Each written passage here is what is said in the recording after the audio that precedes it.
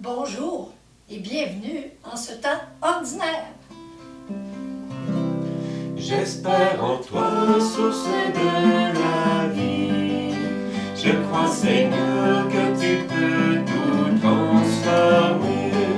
Toi, dans l'amour se penche, tu entends ma voix.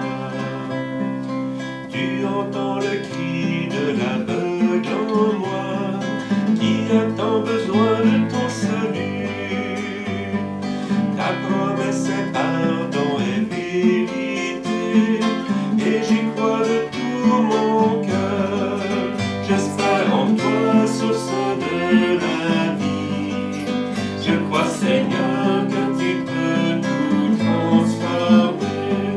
Toi, dans l'amour se penche, tu entends ma voix.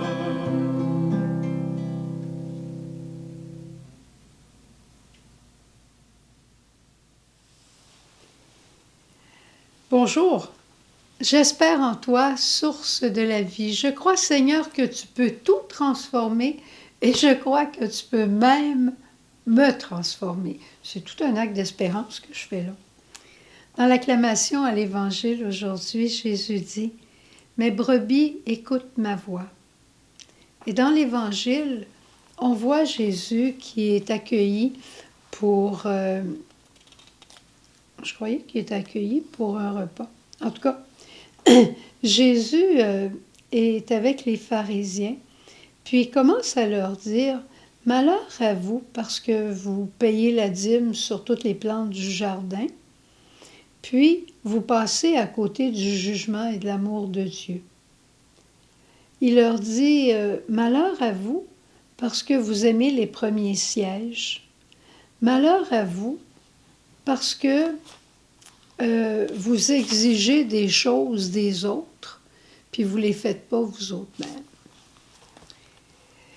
Je crois, il me semble que c'est dans une autre version, c'est au cours d'un repas que Jésus leur dit ça.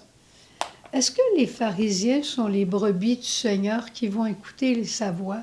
Je l'espère de tout cœur. En tout cas, il faut que nous autres, on l'écoute. Jésus aime les pharisiens.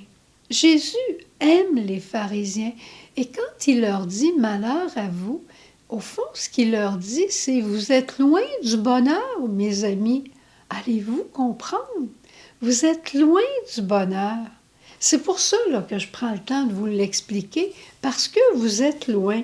Regardez comment vous faites les choses. Vous faites les choses à l'envers. Vous demandez aux gens de faire telle dévotion, tel geste de charité, puis vous autres, vous ne le faites même pas. Vous demandez aux gens d'être humbles, puis de s'asseoir aux dernières places. Puis vous autres, vous cherchez toujours les premières places. Mais ça n'a pas de bon sens. Jésus les aime. Il les aime assez, puis il a assez d'espérance qu'ils croient qu'ils peuvent changer. Si Jésus ne croyait pas, puis qu'il n'espérait pas qu'ils puissent changer, je ne suis pas sûre qu'il leur parlerait comme ça. Il ne voudrait pas leur faire de peine, mais il veut un peu les réveiller. Je me souviens un jour, une amie me racontait, elle dit, je suis rentrée un jour dans le salon chez nous, puis ma fille de 12 ans était là avec son amie, puis il était en train de fumer. Je suis rentrée, puis j'ai dit à ma fille, « Qu'est-ce que tu fais là? » Elle dit, « Je suis après fumer. » J'ai 12 ans, tout de même. Puis là, la maman l'a regardé, puis elle a gardé silence. Puis la petite a tout de suite dit, « Dis-moi pas que c'est pas bien, parce que toi, tu le fais. » Alors, sur ce, la maman a pris son paquet de cigarettes, elle l'a déposé, elle l'a tiré dans le foyer, puis elle a dit, « Moi, je viens d'arrêter de fumer. Est-ce que tu vas faire la même chose? » Et elles ont arrêté toutes les deux. La maman aimait sa fille, puis elle ne voulait pas la voir fumer. Mais la petite fille, elle jouait à la grande mademoiselle, là. Mais elle n'avait pas tort. Si tu me dis que c'est quelque chose qui n'est pas bien, puis que toi, tu le fais, hein? Alors, c'est dans ce sens-là que Jésus, il dit, « Malheur à vous, mes amis, vous êtes capables de plus. » Des fois, nous autres, ça peut être nos enfants, ça peut être un conjoint, ça peut être un ami, une amie, puis on se dit, « Oh, il n'y a rien à faire avec lui. Il est comme ça, il a toujours été comme ça, puis il va toujours être comme ça. » Ouh! Ça, c'est pas le malheur de Jésus, ça. C'est pas mon ami, t'es à côté de la traque. C'est mon ami, t'es dans le fossé, puis je te cale un peu plus. Jésus avait de l'espérance. Il faut que quand on parle à quelqu'un qui est dans le pétrin, qu'on puisse lui dire « Je vais prier pour toi. » « Oh, ça ne change rien, ça fait longtemps que je prie. Je vais continuer pareil de prier pour toi, puis je vais passer par le cœur de Marie comme jamais.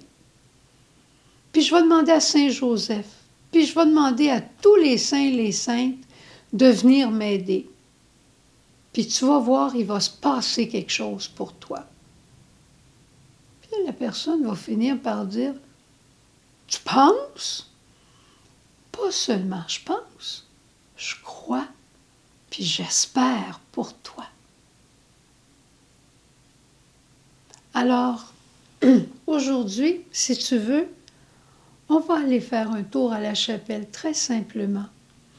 Et on va dire à Jésus qu'on croit, qu'on espère en lui, puis qu'il n'y a jamais aucune situation qui est désespérée, même pas la nôtre.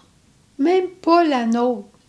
Peut-être que tu es impatiente, peut-être que tu grognes facilement, peut-être que tu rouspètes, peut-être que tu n'as jamais la joie, tu es toujours triste puis tu te le reproches. Dépêche-toi, viens avec nous autres à la chapelle, puis on va demander à Jésus qui t'aide aujourd'hui. Puis on va lui redemander demain. Puis toi, tu vas continuer de lui demander avec foi, avec espérance, dans l'amour que Dieu t'aime profondément. Et que cette conversion que Marie demande au monde, elle la veut aussi pour toi. Puis elle aussi, elle va prier pour toi.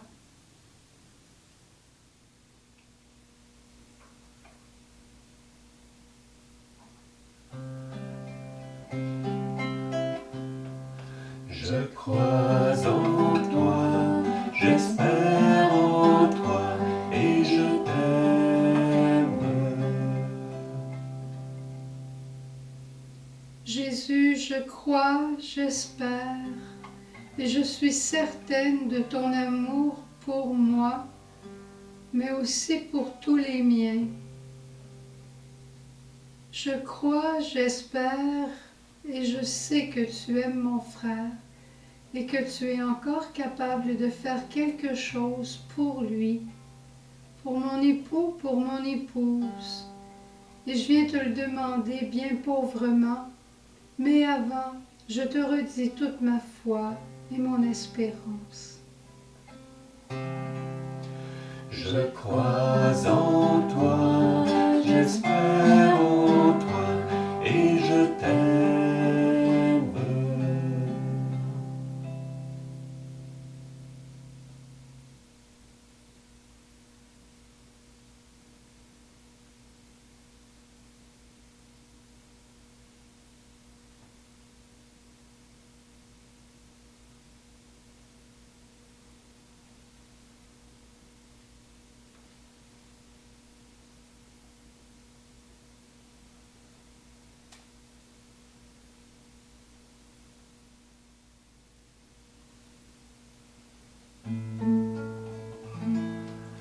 Chante, chante le chant de ma mère, c'est le chant que je préfère, oui. Chante avec elle ton magnifique cœur.